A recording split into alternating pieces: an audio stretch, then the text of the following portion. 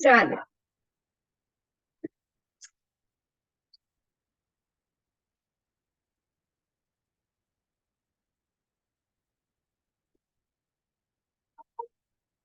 वर्षा काल में शेष काल में 3 दफा दक संकट होने पर क्षेत्र नहीं हना जाता, इसलिए वहां जाना कल्पित है। और वर्षा काल में 7 बार दक संकट होने पर क्षेत्र नहीं हना जाता। शेष काल में चौथा और वर्षा काल में 8वां दक संकट होने पर क्षेत्र हना जाता है। लेप तो एक भी क्षेत्र को हनता है। इससे नाभि तक पानी हो तो उतरना नहीं कल्पता, नाभि से ऊपर पानी होने पर तो सर्वथा ही नहीं कल्पता। देखो, नाभि के ऊपर पानी हो तो वो वहां उसको पानी को क्रॉस नहीं कर सकते। अब 5वां मुद्दा, चातुर्मास रहे हुए किसी साधु को पहले से ही गुरु ने कहा हो कि हे शिष्य, बीमार साधु को कुछ वस्तु लाकर देना, तब उस साधु को वस्तु ला देना कल्पती है, परंतु उसे वह बरतनी नहीं कल्पती। चातुर्मास रहे साधु को यदि प्रथम से गुरु ने कहा हुआ हो कि शिष्य तू कुछ चीज लाकर स्वयं लेना, तो उसे लेनी कल्पती है। अगर जिसको जो पहले से चातुर्मास के पहले ही बोला हुआ हो तो ही कल्पेगी, नहीं तो नहीं। बराबर, बीमार साधु के लिए लाने के लिए बोला हो तो सिर्फ उसको कल्पेगी। अगर वो नहीं ले रहे तो वो खुद भी उसका उपयोग कर ले, वो नहीं होता, वो नहीं कल्पती है। उसको अलग से खुद को लेने के लिए भी बोला हुआ होना चाहिए। चातुर्मास रहे साधु को गुरु ने प्रथम से कहा हुआ कि तू ला देना और तू स्वयं भी उसको लेना, तो ही वो स्वयं भी ले सकता है, और वरना उसको लाकर सिर्फ महात्मा को ही देनी होगी। उसके बाद 5वां मुद्दा, चातुर्मास रहे साधु और साध्वियों को विगय लेना नहीं कल्पता। देखिए, चातुर्मास में जो साधु साध्वी रहे वो विगय नहीं ले सकते, उनको विगय नहीं लेनी चाहिए। ऐसे कौन से साधु को नहीं लेना चाहिए? तो कि जो रुष्ट पुष्ट है, जो तंदुरुस्त है, तरुण अवस्था में समर्थ है, निरोगी है, आरोग्य बलवान साधुओं को आगे जो कथन किया हुआ है वो रस से प्रधान विगई का बारंबार खाना नहीं कल्पता। मतलब ये हुआ कि अगर आप व्यवस्थित हो और सुदृढ़ हो तो आपको विगई का आहार चौमासे में नहीं करना है। इसीलिए चौमासे में सबसे ज्यादा आयम बिल ही उनको कल्पता है। और अगर लगे कि वो तबीयत ठीक नहीं है, आहार जरूरी है और विगई का आहार लेना जरूरी है, ठीक है, तो क्या क्या है विगई में? दूध, दही, मक्खन, घी, तेल, गुड़, मध, मध्य और मांस, ये 9 चीज अभीक्षण के ग्रहण करने से कारण पड़ने पर भक्षण करने योग्य विगई कल्पती है। अब देखो, ये सारे अभीक्ष है, मतलब ये 9 चीज किसी को नहीं खानी चाहिए। अब वो 9 में से भी 6 चीज ऐसी है जो भक्ष्य है, उसमें से 3 अभक्ष्य थी। बराबर, ये जो 9 बोली गई, फिर से मैं 9 नाम बोल रही हूँ, उसमें से 3 अभक्ष्य थी। वो थी मध, माखन और मांस। ये 3, मध, माखन, मांस और मदिरा, ये चारों चीज अभक्ष्य थी। दूध, दही, घी, तेल, गुड़, दूध, दही, घी, तेल, गुड़ और साकर होती है ना, 5, छठी विगई कौन सी होती है? ये जो 6 विगई है वो भक्ष्य है, कारण पड़ने पर आप उसका आहार ले सकते हो। वो भक्ष्य विगई को ही जो भी महात्मा सुदृढ़ है, सशक्त है, उनको आरोग्य का कोई प्रश्न नहीं है। माखण तो अभक्ष्य में આવી ગયું।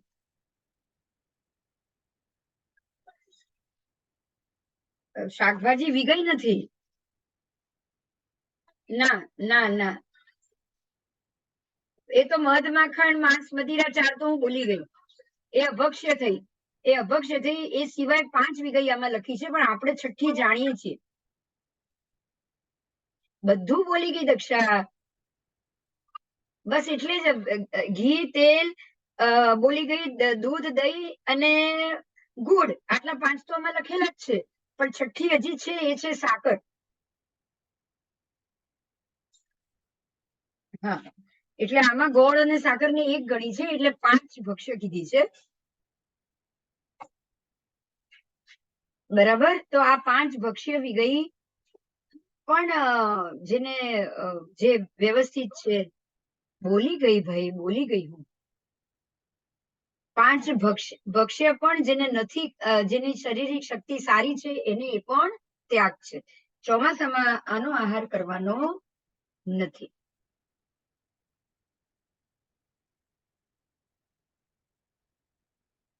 चलो, तो 9 के ग्रहण करने पर भी किसी दिन पकवान भी ग्रहण किया जाता है। पूर्वोक्त विगय सांचयिका और असांचयिका ऐसे 2 प्रकार की। विगय के 2 प्रकार, सांचयिका विगय और असांचयिका विगय। उसमें दूध, दही और पका हुआ अन्न ऐसे नाम वाली बहुत समय तक नहीं रखी जाए, उसको असांचयिका जाननी चाहिए। ठीक है। और रोगादि के कारण गुरु, बाल आदि को उपग्रह करने के निमित्त या श्रावक के निमंत्रण से वह लेना कल्पित है। घी, तेल, गुड़, ये 3 विगई सांचयिका समझनी चाहिए। मतलब घी, तेल और गुड़ और चौथी शक्कर, ये 4 विगई ऐसी है जो लंबे समय तक उसकी बनाई हुई वानगी रह सकती है, इसलिए उसको सांचयिका कहा गया।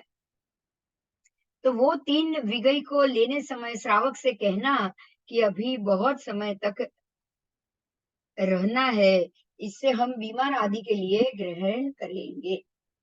बराबर। तो अब आपको ये समझ में आ गया होगा कि जो सूट की गोली बनती है वो सांचयिका विगई है, ठीक है, और जो दूध या दूध पाक बनता है वो असांचयिका विगई। बराबर, क्लियर। विगई में भी ये 2 प्रकार हुआ, लंबे समय तक रहने वाली विगई अलग और कुछ ही घंटे तक रहने वाली विगई अलग।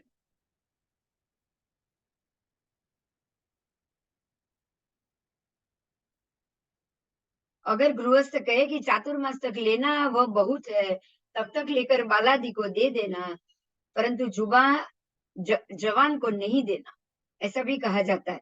मध्य, मांस, मक्खन और मदिरा ये तो साधु के लिए जीवन पर्यंत सर्वथा परित्याग होता है। तथापि अत्यंत अपवाद दशा में बाह्य परिभोग वगैरह के लिए कभी ग्रहण करना पड़े तो वो ले सकता है। मतलब ये दवाई के रूप में है, क्योंकि दवाई में तो क्या आता है आप जानते ही नहीं हो, लेकिन वो भी चातुर्मास में तो दवाई के रूप में लेना भी सर्वथा निषेध है। बराबर।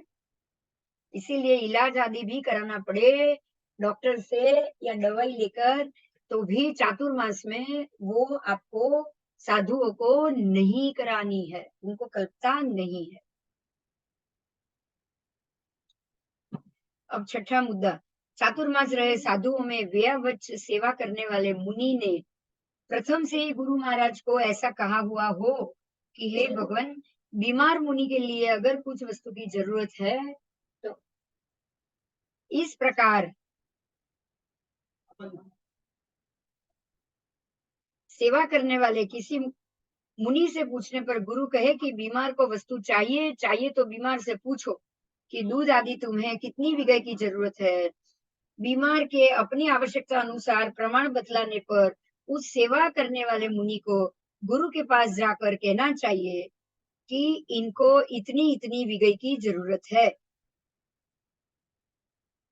तब गुरु उनसे कहेंगे कि आप इतनी वस्तुओं को जितना प्रमाण वो बीमार कहलाता है बता रहा है, उतने प्रमाण की विगय तुम जाकर ले आना।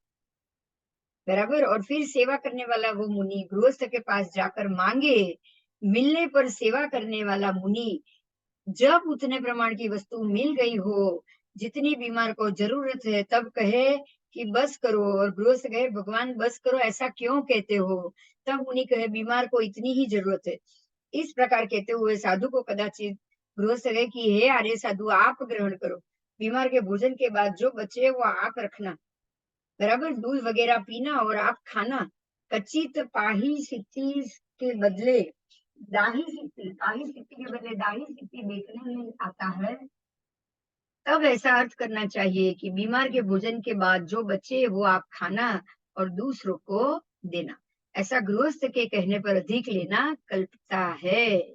देखिए, अब आपको आज एक बहुत बड़ी बात जानने को मिली है, वो है कि कभी-कभी कोई महात्मा आकर बोलते हैं कि चाय बनाओ, चाय की अभी हमको चाय छोड़ कर जाना है, तो वो गलत नहीं होगा। समझ में आया?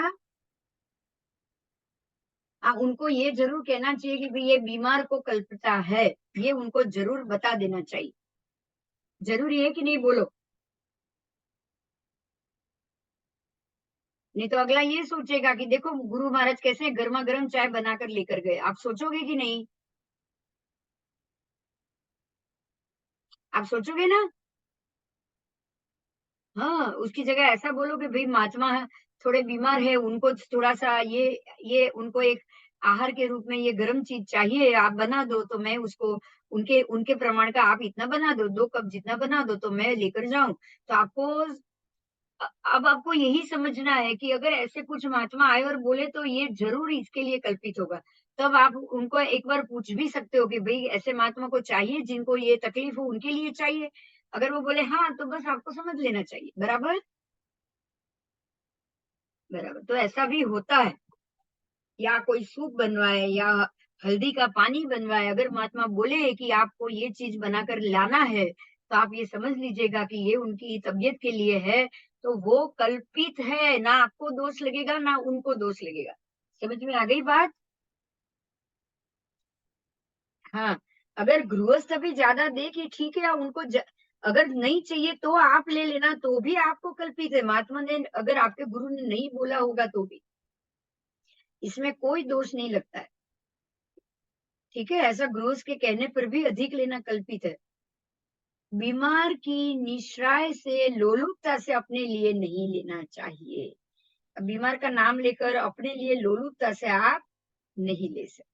बीमार के लाया हुआ आहार आदि मंडली में नहीं लाना चाहिए। देखो ये बहुत बड़ी बात है।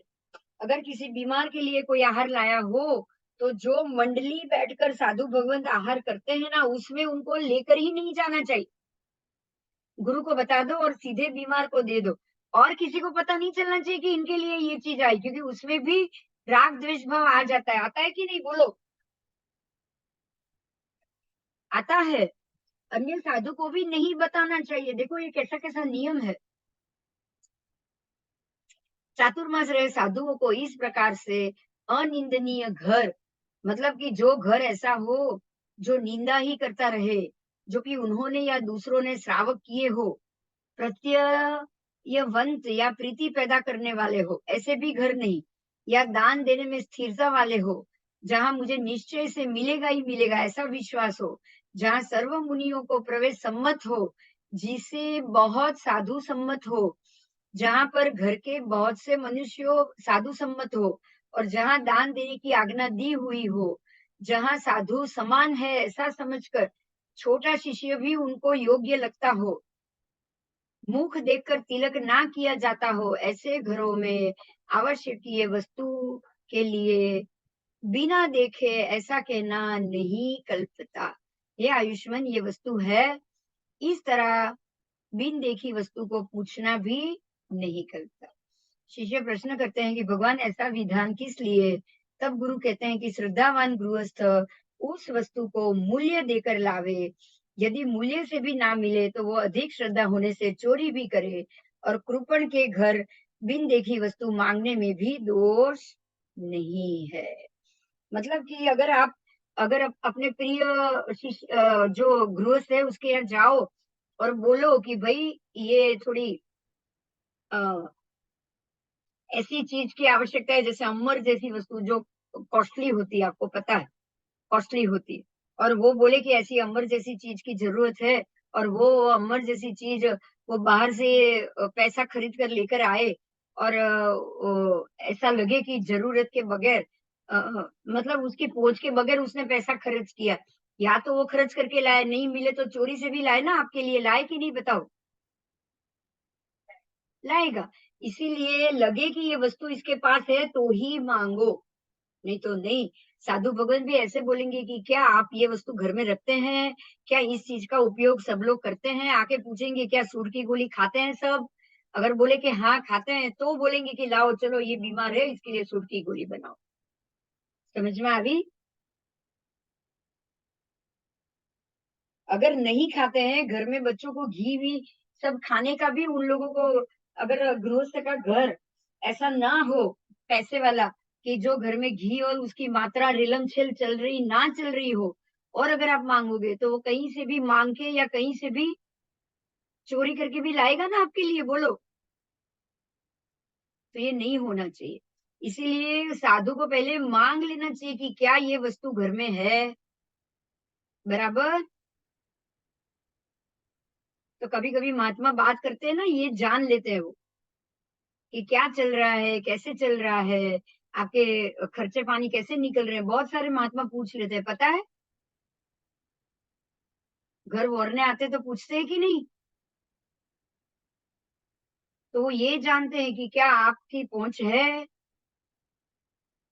ये जानने के बाद ही वो मांगेंगे। अगर कम होगी तो वो नहीं मांगेंगे। और कृपण के घर कुछ भी मांगेंगे, क्योंकि उनको पता है जो कृपण है वो तो लाकर देने वाला भी नहीं है ना।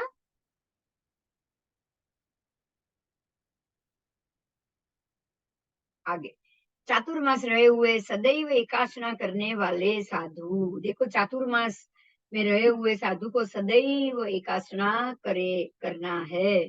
तो जो सदैव एकासना करने वाले साधु है, वो सूत्र पोरसी के बाद काल में एक दफा गोचरी जाना गृहस्थ के घर करता है। वो सिर्फ एक दफा के लिए ही गोचरी लेने जाएंगे सूत्र पोरसी के बाद। भिक्षा के लिए गृहस्थ के घर आना जाना उनको एक ही बार कल्पित है, परंतु दूसरी बार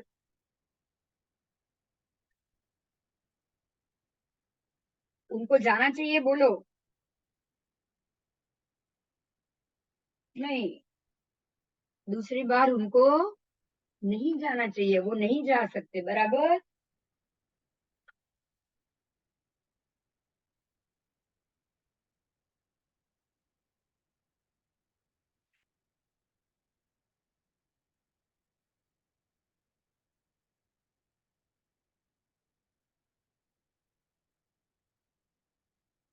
तो वो दूसरी दफा नहीं जा सकते।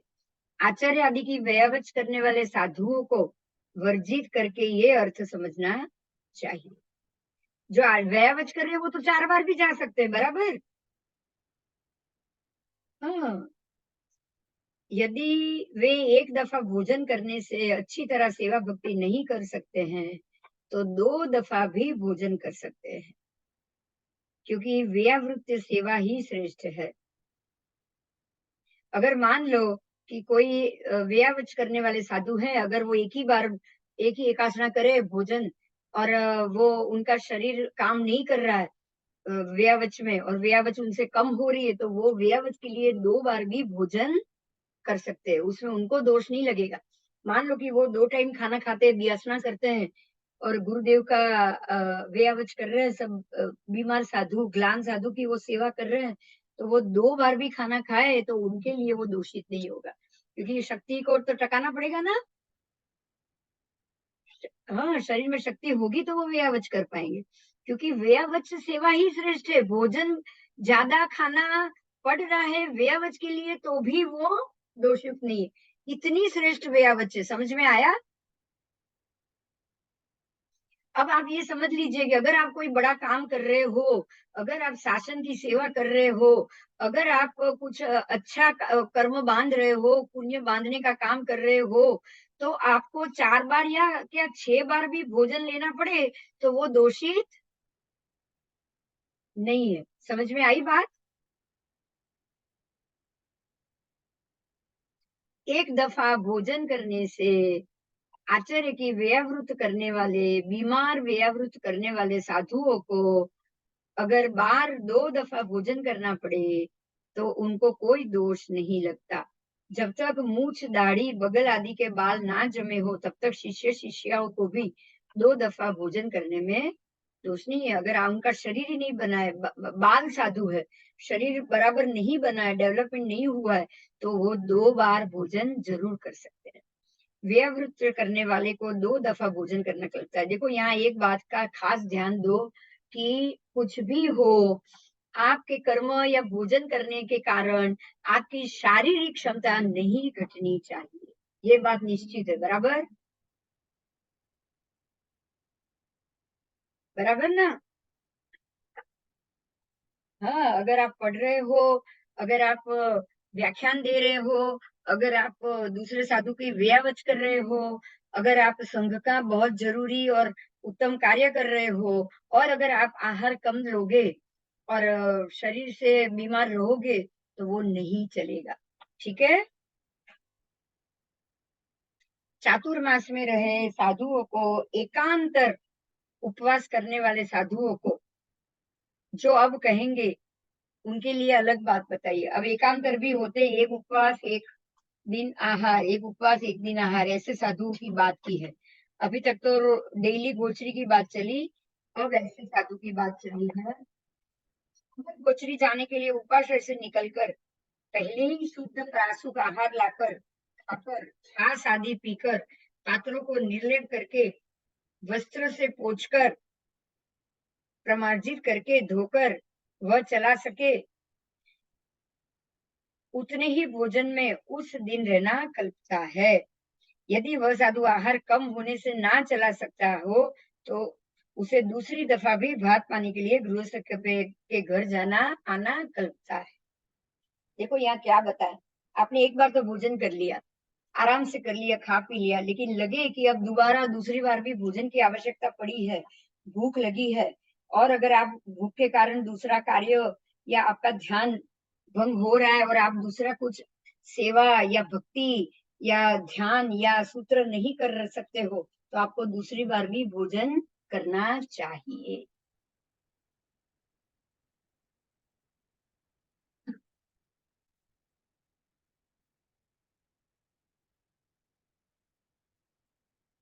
अगर कम आहार आया हो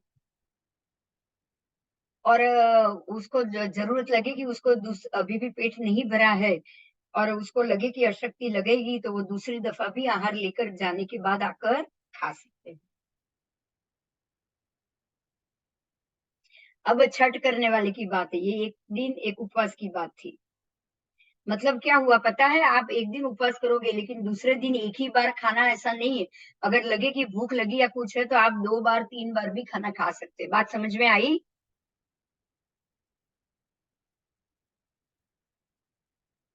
क्योंकि भोजन कम आया, नहीं हुआ, दूसरे दिन उपवास नहीं हो पाएगा, तो आपको उसी दिन दूसरी बार भी भोजन ले सकते हो। ठीक है? ये इसीलिए वर्षी तक में एक उपवास के बाद बैसना आता है ना। हाँ। अब छठ के पानी की बात है, जैसे गौतम स्वामी जी कर रहे थे। चातुर्मास रहे, नित्य अठम करने वाले, नित्य छठ करने वाले साधु को गृहस्थ के घर भात पानी के लिए 2 दफा भी आना जाना करता है। छठ के बाद पारणा करना है तो पारणा करके आप, ऐसा नहीं है दूसरी बार भी जाओगे तो वो कल्पित है। ऐसे ही अठम, अठम करने वाले, नित्य अठम उपरांत तप करने वाले साधु को गृहस्थ के घर भात पानी के लिए गोचरी के सर्वकाल में जाना कल्पता है। सर्वकाल मतलब वो 3 4 बार भी जाए तो वो कल्पता है, अगर अठम कर रहा है तो। छठ तक 1 बार 2 बार बोला, लेकिन अठम करने वाला पूरा दिन सर्वकाल में 4 5 8 10 बार भी अगर जाए और आहार ले तो चलता है। 4 5 दफा गोचरी आना जाना भी करता है। कितनी बार? हाँ, अठम किया है तो पारने के बाद 4 5 बार भी आप आहार ले सकते हो, जब इच्छा हो तब वो गोचरी लाए। पर वो सुबह की लाई हुई गोचरी रख नहीं सकता। ऐसा नहीं कि चलो मैं आज अभी ज्यादा लेकर आ गया और बाद में खाऊंगा तो चलेगा, ऐसा नहीं कर सकता वो। इससे संयम, जीव संसक्ति, सर्पाघ्राण आदि दोषों का संभव होता है। सर्पाघ्राण का मतलब सर्प अगर उसको सूंघ ले, क्योंकि गंध से सर्प आ सकते हैं, इसलिए वो भी संक्रमित हो जाएगा। कालातिक्रम का भी दोष लग सकता है, बराबर। इस प्रकार से आहार विधि विधि हो गई। अब पानी के पदार्थ की बात की है, ये गोचरी की बात थी। चातुर्मास रहे हुए नित्य एकासना करने वाले साधु को सर्व प्रकार से प्राशुक पानी ही कल्पेगा। वो अप्रासुक जल नहीं ले सकता, उसको उबला हुआ ही पानी लेना है। आचरण कहे सूत्र में कहे अनुसार 21 प्रकार का, या यहाँ पर जो कहा जाएगा ऐसे 9 प्रकार। आचरण में 21 प्रकार का पानी बताया, पता है? बोलो, जानते हो? नहीं, कुछ नहीं पता हमको, सोचो आप। और यहाँ 9 प्रकार का पानी बताया गया है। अब वो 9 प्रकार का तो नाम है, मैं बोल रही हूँ, सुनो। नहीं, आचरण के भी नाम है, मैं बोल रही हूँ 25 प्रकार के, सुनना बराबर। उत्स्वेदिम, संस्वेदिम, तंडुलोदक, तुणोदक, तिलोदक, ये हुए 5। फिर जवोदक, आयाम, सोवीर, शुद्ध विकट और अंबर, ये हुए 10। अंबाड़क, कविठ, कपित्थ, मौलिंग, मातुलिंग हुए 15। द्राक्ष, दाड़िम, खरजूर, नालिकेर और कयर, ये हुए 20। बोरजल, आमलग और चिंचा का पानी, 23 हुए टोटल। नहीं, इसमें 21 ही बोला था, 23 कैसे हो गया?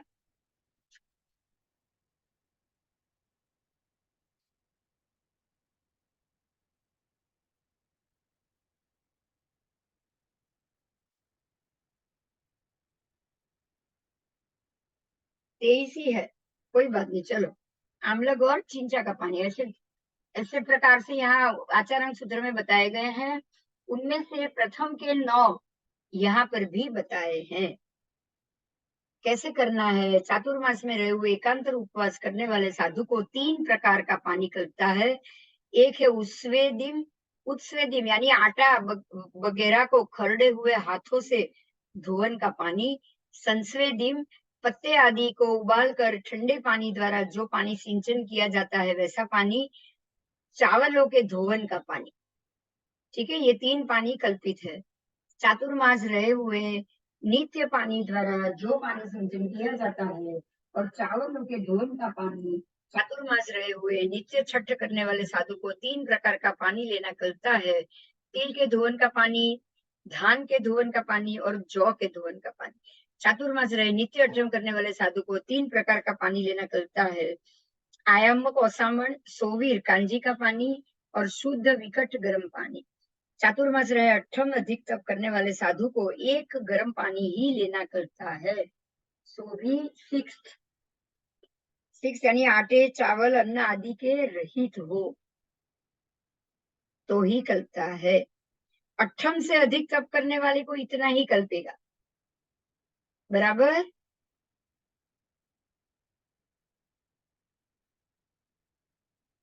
चातुर्मास रहे अनशन करने वाले साधु को खाली एक ही गर्म पानी कल्पता है। तृण आदि लगने से बिन छाना पानी नहीं कल्पता।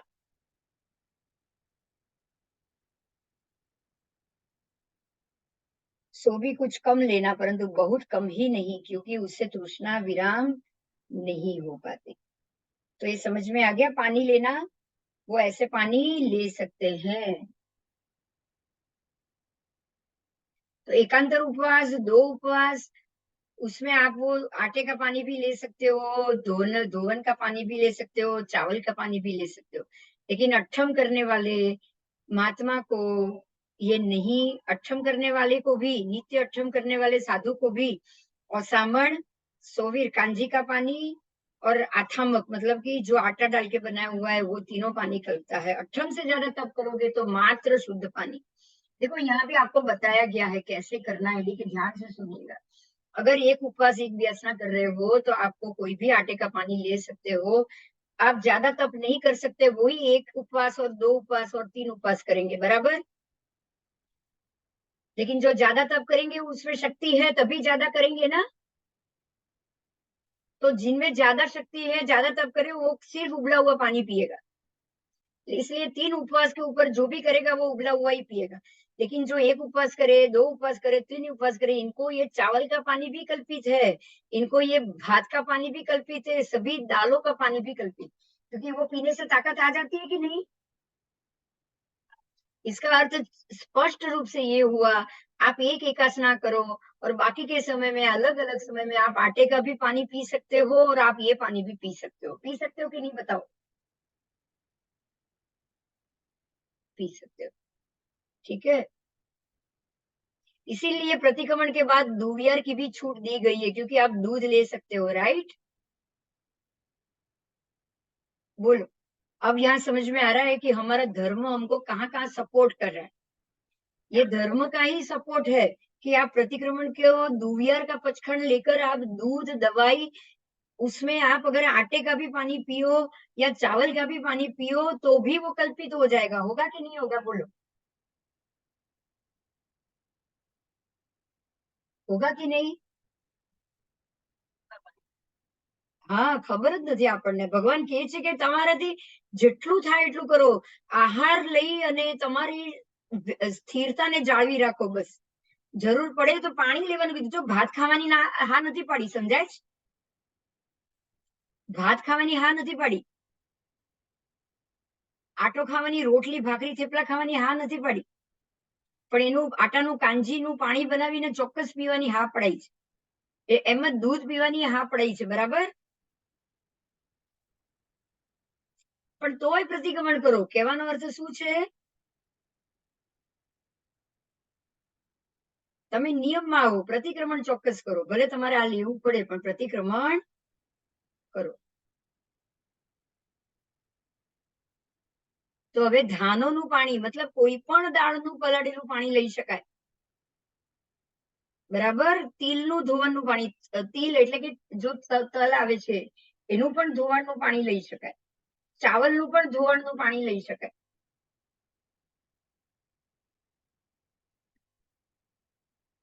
અને પત્તા વગેરે ઉકાળીને ઠંડુ કરેલું પણ લઈ શકાય. સંસ્વેદીમ કહેવાય એને. પાંદડા વગેરે ઉકાળીને એનું ઠંડુ કરવાનું. આટો વગેરે ખરડીને પણ એનું પાણી લઈ શકાય. તો આટાનું પણ પાણી તમે ચોક્કસ કરી શકો. એને કાંજી જ કહેવાય છે ને, એને પણ એવી ટાઈપની કહેવાય છે કે નહીં? આપણે રાબ કહીએ છીએ, શું છે? ચાલો, આટાની રાબ બનાવો છો કે નહીં? हाँ,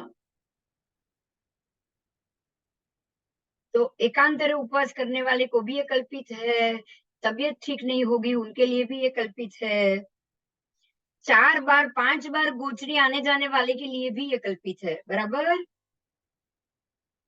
अठम के ऊपर कल्पित नहीं. अठम से ज्यादा तब कोई 8 उपवास करे, कोई 16 उपवास करे, इनको ये खा पी के उपवास नहीं करना है. उनको सिर्फ उबला हुआ पानी पीना है. बहुत क्लियर बता दिया. अब है चातुर्मास के लिए दत्ती की संख्या. दत्ती बोली गई है. अभिग्रह करने वाले महात्मा को भोजन में 5 दत्ती और पानी की 5 दत्ती. देखो, भोजन की 5 दत्ती, पानी की 5 ही दत्ती. जिनको अभिग्रह है उसकी बात है, बराबर? ठीक. या तो फिर 4 दत्ती भोजन, 4 दत्ती पानी. ठीक है? 4 दत्ती भोजन, 5 दत्ती पानी, इस प्रकार से अभिग्रह किया जाता है.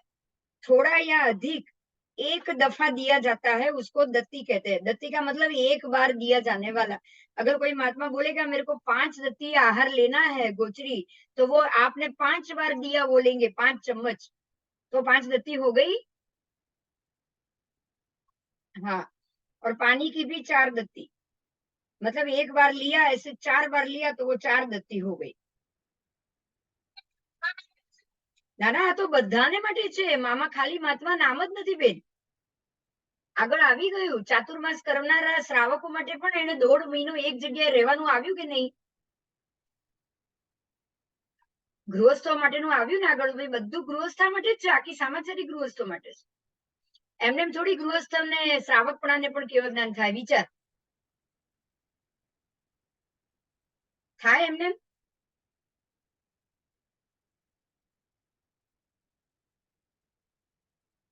આ બધા માટેની વાત છે.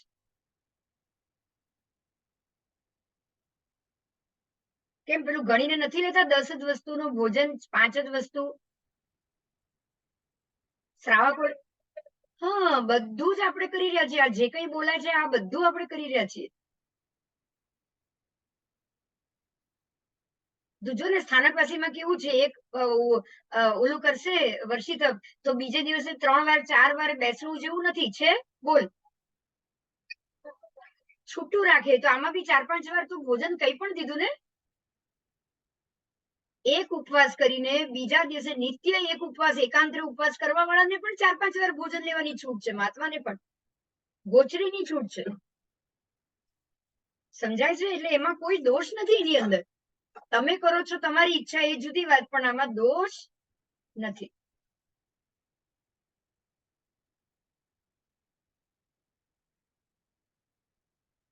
तो 1 4 3 2 1 6 7 इतना अभिग्रह कहा जाता है।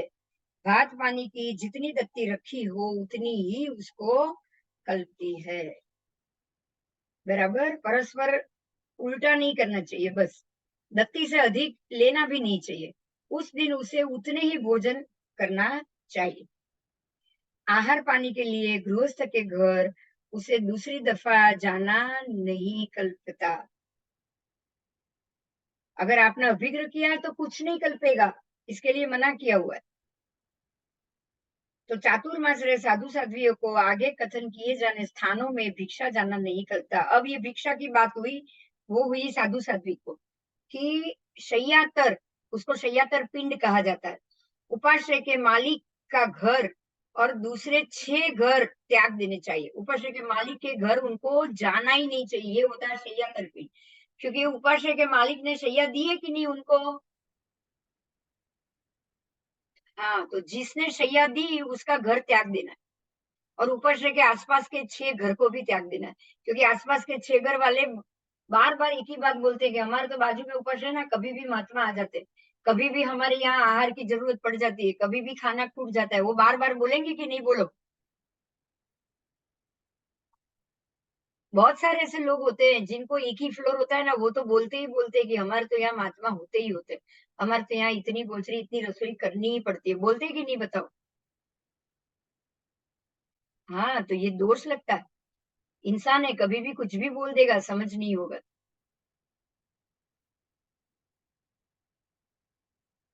इसलिए आसपास के दूसरे 6 घर को उनको त्यागना चाहिए, क्योंकि वे नजदीक होने के कारण साधु के गुणानुरागी होने के द्वारा उद्गम आदि दोष की भी संभावना हो जाती, कि भाई महात्मा को के ऊपर राग ज्यादा होगा तो उनको जो अच्छा लगता है वही बना के रख देंगे। ठीक है, उनके लिए भी बन जाएगा ना कभी। बोलो। हाँ, निषिद्ध घर के पीछे लौटने वाले साधु को नहीं कल्पता। निषिद्ध किए जाने पर उसे दूसरी जगह जाना चाहिए। अगर मना कर दे कि ये घर पे नहीं जाना है तो अब उसको दूसरी जगह जरूर जाना चाहिए। यहाँ भिक्षा देने के लिए एक वचन बताया गया है, मतलब बहु बार बार भी नहीं जाना चाहिए, एक ही बार जाना चाहिए। 7 घर में मनुष्य के से भरपूर जीवन हो तो वहां जाना नहीं कल्पता। ठीक है।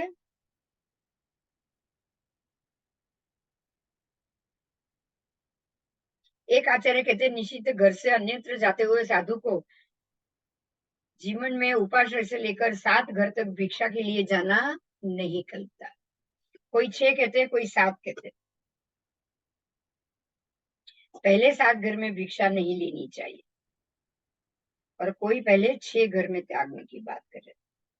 ठीक है, अब यहाँ पूरा करूं, 5:30 तो हो चुके।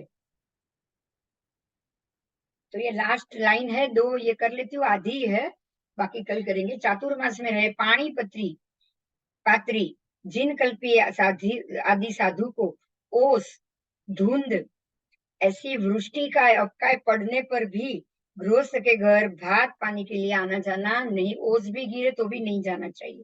बराबर। अनाच्छादित जगह में भिक्षा ग्रहण के लिए आहार करना भी नहीं जाना चाहिए। अनाच्छादित, जो घर ढके हुए नहीं हो वहां भी नहीं जाना चाहिए।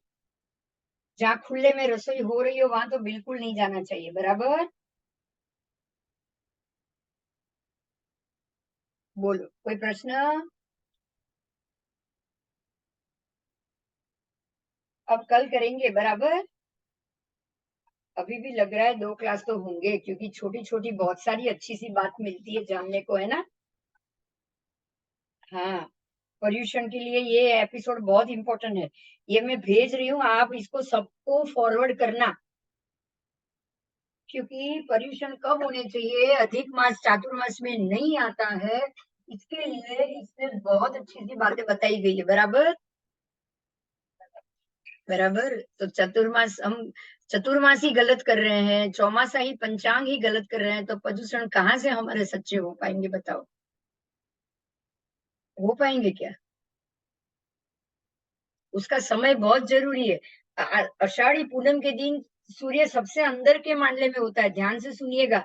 सबसे अंदर के मांडले में होना मतलब के बराबर जम्बू द्वीप में वो होना, परफेक्ट जम्बू द्वीप से वो वहां से बाहर आना शुरू करेगा। उसका भ्रमण, उत्तरायण भ्रमण शुरू होगा। वो दक्षिणायन के मतलब जो संवत्सर शुरू हुआ उसके पहले दिन में वो आया है, और संवत्सर शुरू होने का पहला ही दिन चौमासा माना जाता है, बराबर? वर्ष का प्रारंभ दिन ही चौमासा का दिन होगा कि नहीं? और ये पूनम को ये होता है। ये अमावस, ये 14 को होगा ही नहीं कभी। पूनम के दिन ही सूर्य आपका सबसे अभ्यंतर मंडल में पहुंचता है, और वहां से उत्तरायण शुरू करता है वो, उत्तर की तरफ गति करेगा। इसलिए वो दक्षिणायन की शुरुआत, सबसे पहला दक्षिणायन का दिन होगा, और वहीं से हमारा वर्ष शुरू होता है। वर्षारंभ वहीं से होगा, तो चौमासा भी वहीं से ही होगा ना। तो आषाढ़ी पूनम से चौमासा और वर्ष का प्रारंभ, और वही बराबर 50वें दिन में आओ और वर्षावास करो और संवत्सरी करो, तो ये तो बहुत जरूरी बात है। आप सोचो, जब आप 180वें दिन में करते हो ना, तब तो आप लवण समुद्र में सूर्य पहुंच चुका है, सूर्य है भी नहीं जम्बू द्वीप में, बोलो। समझ में आई बात? आप ज्योतिष के हिसाब से सोचोगे तो लवण में कितने मंडल है ज्योतिष के, बताओ?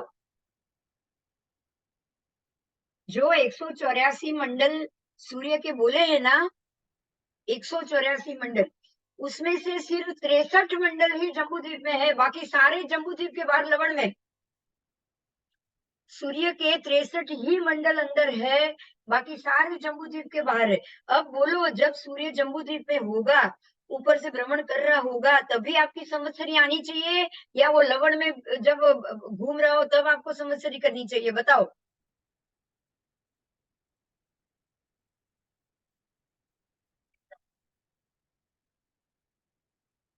जम्बूद्वीप में तभी करनी चाहिए ना। पहले 63 दिन के अंदर ही आ जानी चाहिए, 63वें दिन या 61वें दिन से तो वो जम्बूद्वीप में चला जाए, लवण में चला जाएगा।